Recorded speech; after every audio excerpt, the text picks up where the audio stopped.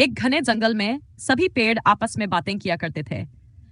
ये जंगल अपनी खूबसूरती और इस अद्भुत विशेषता के लिए प्रसिद्ध था कि यहाँ के पेड़ इंसानों की तरह बोल सकते थे। हर सुबह जब सूरज की किरणें जंगल में पड़तीं, तो सभी पेड़ एक दूसरे को सुप्रभात कहते। सबसे बड़ा बरगद का पेड़ बहुत समझदार था और सभी पेड़ों का मार्गदर्शन करता था। वह अपने घने पत्तों और मजबूत जड़ों के साथ जंगल का राजा लगता था।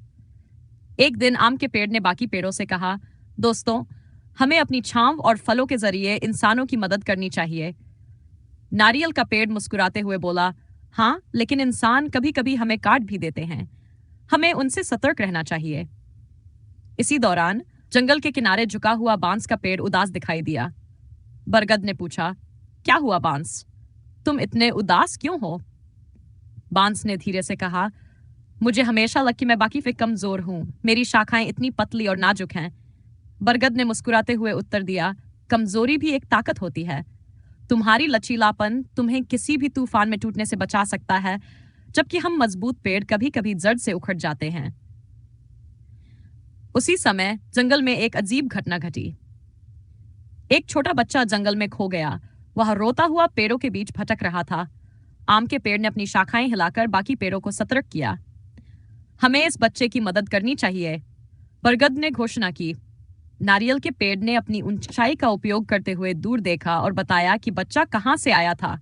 बांस के पेड़ ने अपनी नाजुक शाखाएं झुका दी ताकि बच्चा उन्हें पकड़ सके और सुरक्षित निकल सके।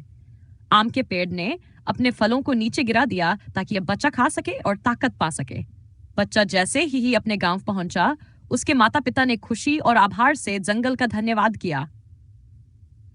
उस दिन से इंसानों ने इस जंगल की इज्जत करना शुरू कर दिया और वादा किया कि वे पेड़ों को नुकसान नहीं पहुंचाएंगे। पेड़ों ने एक दूसरे को देखा और मुस्कुराते हुए कहा, हमारी बातूनी दुनिया ने एक बड़ा बदलाव ला दिया। हमने इंसानों के दिल में जगह बना ली। और इस तरह जंगल की बातूनी दुनिया में शांति और खुशी का एक नया युग शुरू हुआ। हर शाम पेड़ एक दूसरे से अपनी कहानियां साझा करते और महसूस करते कि एकता और प्रेम ही सबसे बड़ी ताकत है। यह कहानी जंगल की खूबसूरती और सहयोग की अहमियत को दर्शाती है और हमें यह सिखाती है कि हमें अपने पर्यावरण की देखभाल करनी चाहिए।